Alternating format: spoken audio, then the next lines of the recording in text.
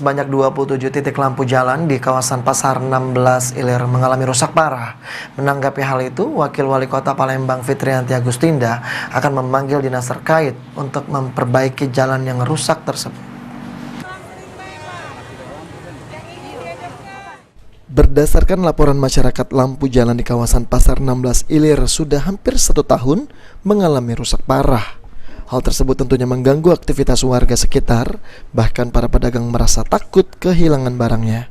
Tidak hanya 1 titik lampu jalan yang rusak, tetapi 27 titik lampu jalan rusak di kawasan Pasar 16 Ilir.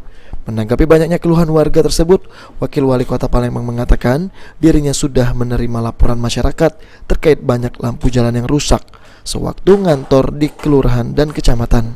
Fitrianti Agustinda menghimbau warga dan pedagang di Pasar 16 Ilir untuk bersabar karena dirinya sudah meminta dinas terkait, yakni Dinas Permukiman dan Pertanahan, agar lampu jalan tersebut segera diperbaiki.